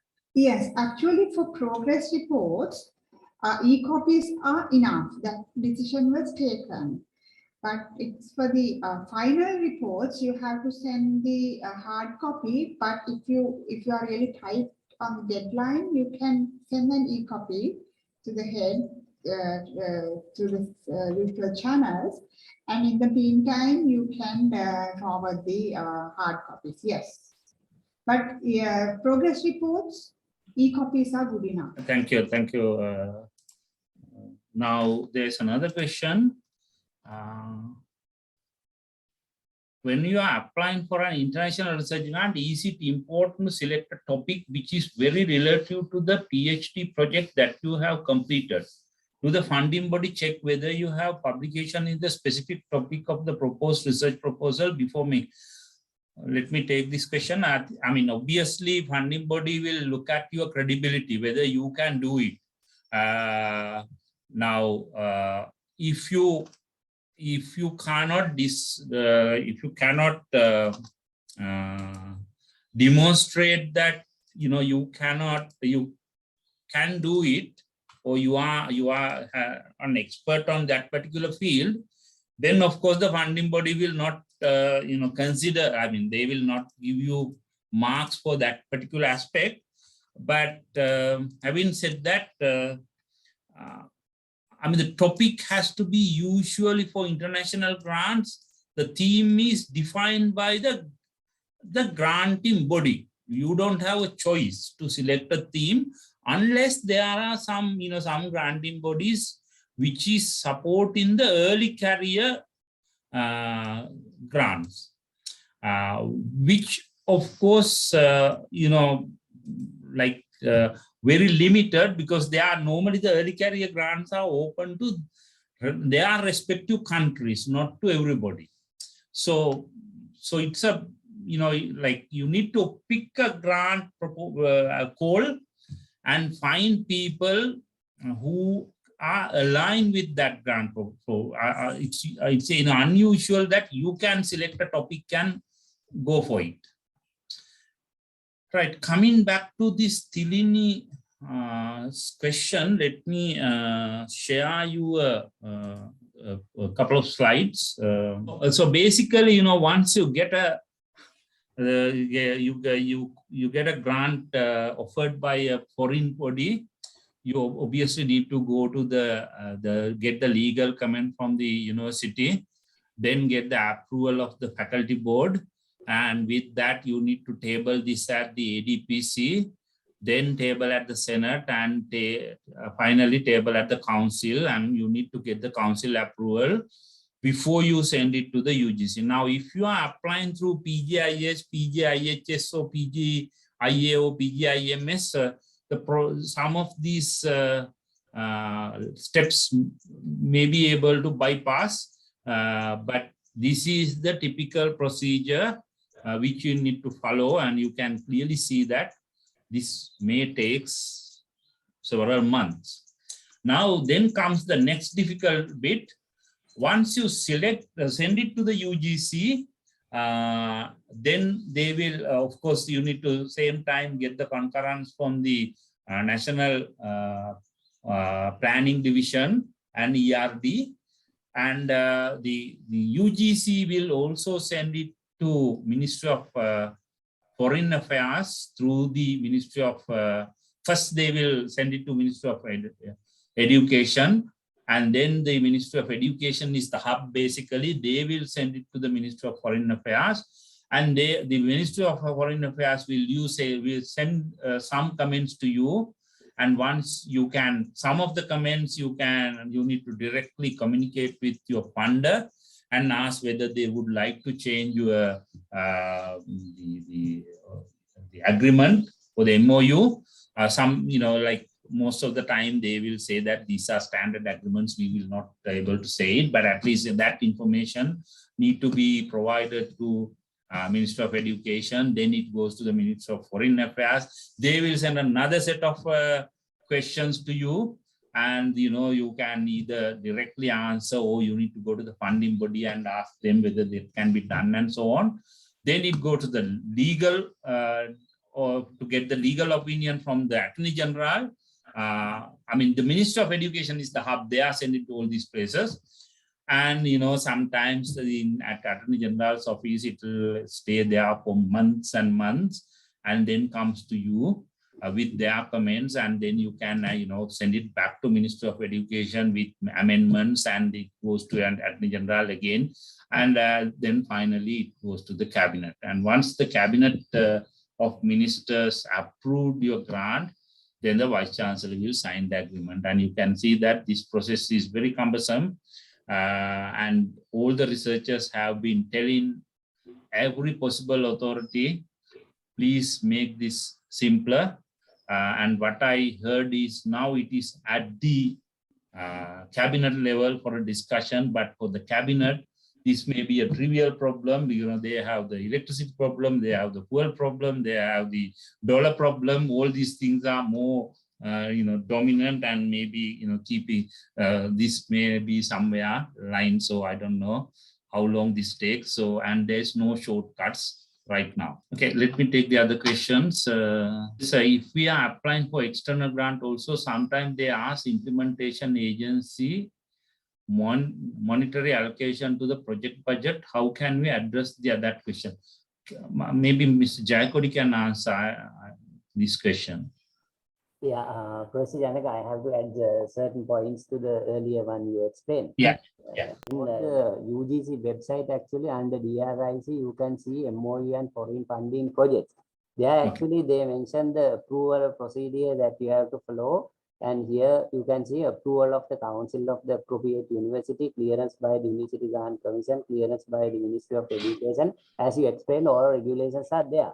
In practical case, actually, these all internal approvals are not mandated by the UGC or the ministry. This faculty board and the ADPC or the Senate and the council approval are not mandated by the UGC. They just ask the approval of the council. But before council, we have to obtain all these approval.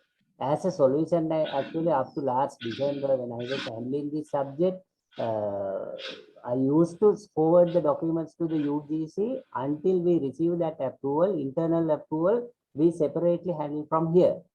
So that's what we did. Otherwise, the regulation is there that the council has to approval, and if Mr. Nimesh has told that we have to first obtain the approval of the council, it alone takes 3 months time actually. That also, Professor Janaka, we can discuss at the university level.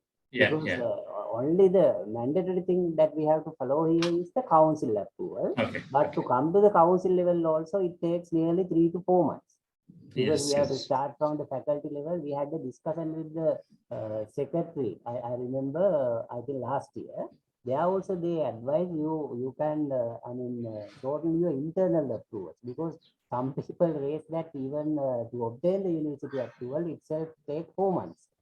So then they said that we can discuss at the university. You can pay your attention to that. Otherwise, the regulation is there, if Mr. Nimesh has told. And the question, the other question they raise is regarding the contribution that has to be shown from the university side for the grant. Actually, certain funding agencies, they request the university to show our allocation or the monetary allocation. Then we just budget certain amount for the secretarial and other facilities provided from the hosting agency or the fund or the implementing agency side. So that also they accept in most cases. Because say for instance, for each grant, they just expect the implementing agency also to show some allocation. So what kind of contribution they put to this particular grant. In that case, actually, we can show the secretarial assistance and the facilities we provided from the university side, and we can just put a monetary amount for that and apply the grant. So that is also possible. Otherwise, putting money from the university is not possible for external grant, to my knowledge, actually. Okay, thank you, Mr. Jayakodi. Let me, before I take the next question, let me ask Professor Fasiha to, give any comments she has in general. Thank you, sir. Thank you very much. Yeah, first of all, I would like to thank the center for providing this opportunity. And then I'll start with the first presenter. Professor Janaka's presentation was very useful, as well as others. But when it comes to the international research grant applications, those research grant applications are published through the URC website, and also there are various other sources. But I want to emphasize some of the matters that were discussed by Professor Janaka. Especially when you are applying for such course, please make sure that you read the call very carefully. And then it's very important that you need to fully align your proposal according to the call. And then when it comes to the social sciences, I'm pretty sure that it must be the same with others. You need to be very much updated on the latest literature on the topic. So in that case, you need to do a very good desk review or literature review on what is being done and what has not been done and what should be done in the future. That will give you a credit on you are updated in the field. And it is also important that these European, especially the European research grant calls are focusing more on gender when it comes to social science, as well as other fields as well. So you need to consider that that itself makes the call that it's going to be interdisciplinary and multidisciplinary. So it's better if you can find good collaborators with different faculties based on their expertise, which will give more weight to your proposal. So you need to be very careful, like Professor Janaka told, that you cannot simply add faculty members for the sake of adding, but you need to be very careful of selecting or collaborating with other faculty members, see their CVs and expertise and publications that will give more marks to your proposal. And then there are unfundable cases. For example, if it is not producing any scientific merit, or if it is not useful to the community, that will, that will create a kind of negative impact on your evaluation of the project. And then it is very important that as they are targeting mostly the global south when it comes to this type of projects, you try to find out according to the call, you need to do a good homework in terms of what is happening in our own country and how do we fix that, connect that with the call. So that is very important. And then coming back to the other two presenters, I think these are very important. Being the faculty research chair of the Faculty of Arts up until the last month, I want to share my experience, especially as young researchers. When you are applying for this grant, it's very important that you need to think that these grants cannot be used to finance your PhD studies. Of course, it could be part of your study, but throughout the last 3 years, I found that some applicants have submitted that to fund the whole PhD fieldwork, which is not possible because we have limited budget. And then, you cannot prepare unrealistic budget because each faculty gets a small amount appropriate amount according to their allocation. So we need to manage within that. And then, for example, if let us say that 20 million is allocated for the Faculty of Arts, and if we get about 10 applications and 1 or 2 itself exceed 10 million, then it's really difficult for us to find accommodate all, because we might find all those proposals are very good, but you need to be very careful in preparing the budget. I think Mr. Jayakodi will explain that or help me to explain this, because when you when you prepare your budget, you are preparing some unrealistic amounts. At the end, you might not use that amount.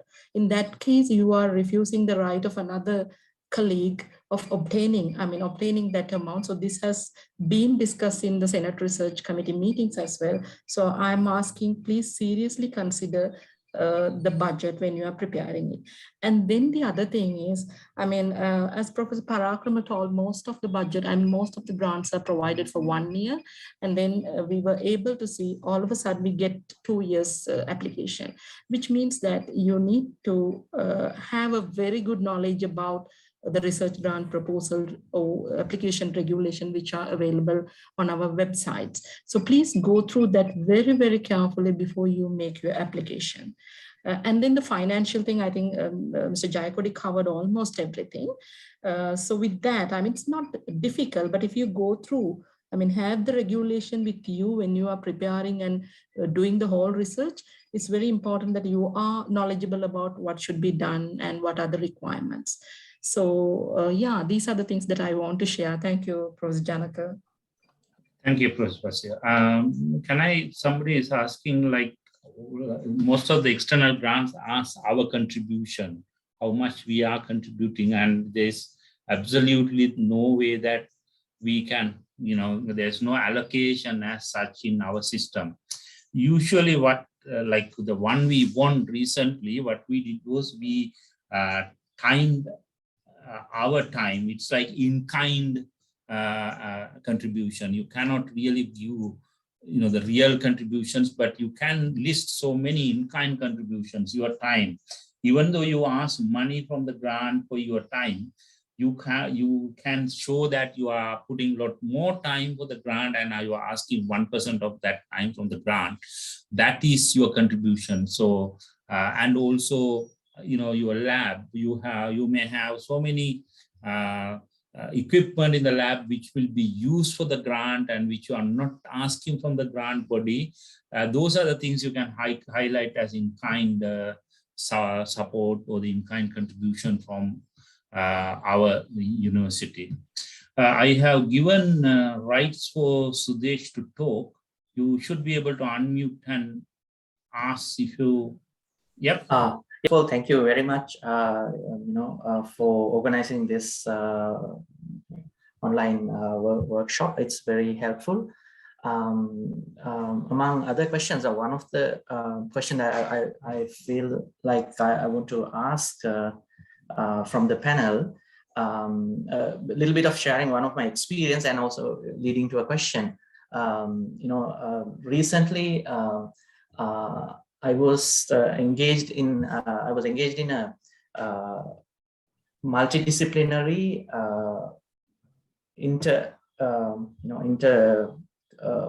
I would say like geographical research project, and we were one researcher from UK, one from Germany, and myself from Sri Lanka, and we are also from 3 different fields, and we were writing.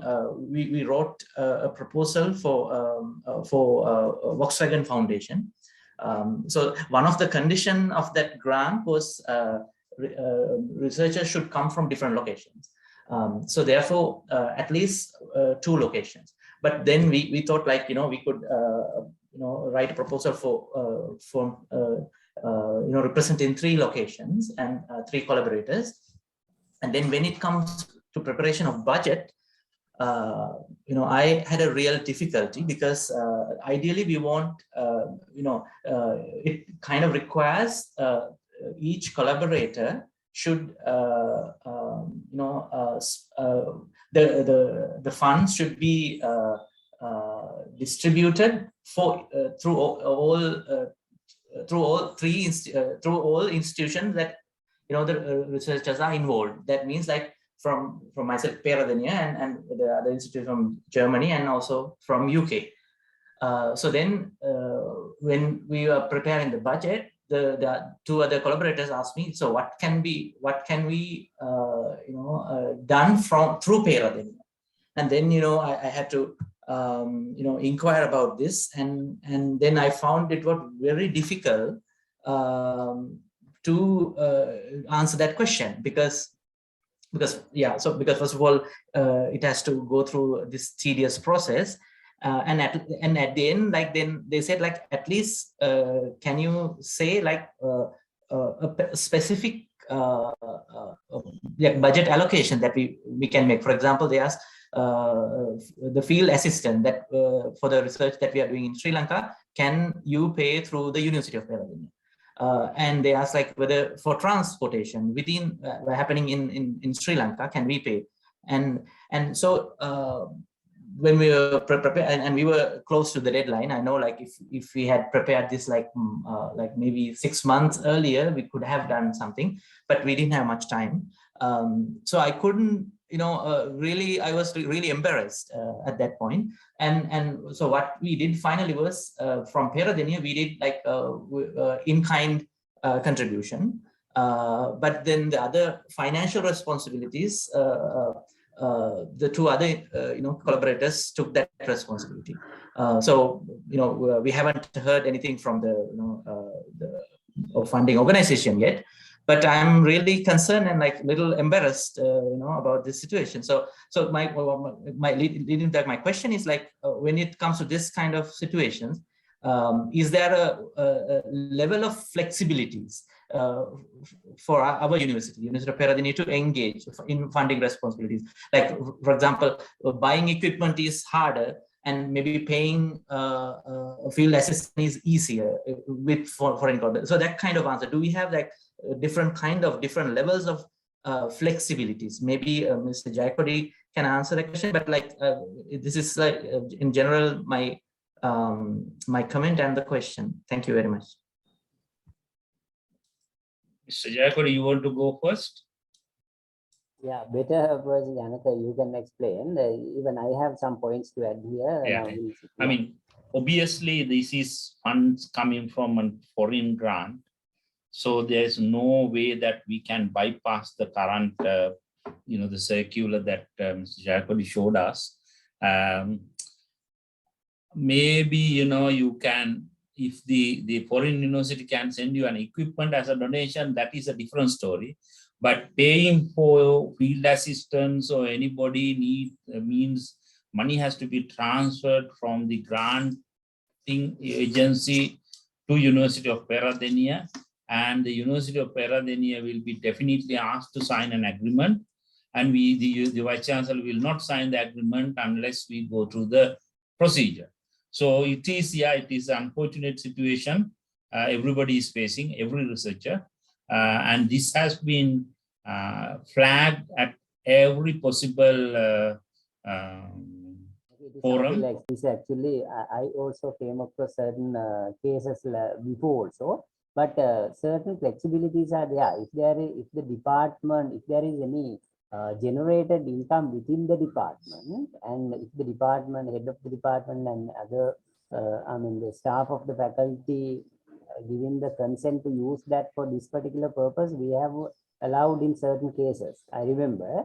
But I think we have to develop a mechanism for funding this sort of, request. That's what I feel. And even I remember in engineering faculty or web faculty, this sort of situation happened because it is kind of a mandatory thing that university should fund for certain items. In case university refuses to do that, then they lose the grant also. So we should, in this year, actually from generated income, we have identified certain funds to be used for research activities.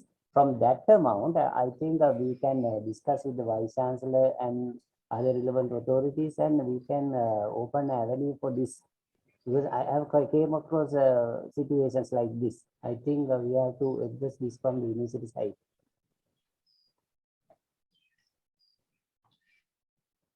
Okay. Mrs. Rupika, may I add something actually to please. what Dr. Fasih said? Yeah. Now the URG are not considered for the R&D. I hope the young researchers know that. The URG cannot be, you can't say, apply for their R&D, but the publications produced from URGs can in the first category, but you cannot list a URG under second category in your R&D, just to make that point. Yeah. Thank you very much. I think now we probably can conclude this session. So on behalf of University Research Council, let me thank our resource persons, Professor Parakram Kararatne, who explained to you a number of important things related to managing your research grants. Mr. Jayakodi, who is knowledgeable about the procurement and budget management procedures, has been doing that for many years, and he has been sharing his thoughts. And Professor Rupika Rajakarna, Professor Ruan Jaisingh, and Professor Fasih Azam for, for being with us right from the beginning and answering the questions, the specific questions the audience were asking or the participants asking. And I also should thank the Secretary URC, Nadisha, and the programmer INRO, Sandaka, for their support to organize this. Please write your feedback. It's important that we get your feedback directly to an email. And also any other, the workshops that you think is useful. And I also promise that I will soon open up a chat box to discuss about the issues the Peradeniya research are having, which I am going to convey to the high authorities and find solution for at least for the internal issues we are having, because those are things like taking 20% out of your research grant or that kind of thing. So those should be resolved within the university. So I will open up some form of chat media soon. And again, while thanking all the resource person, let me wind up this session. Thank you.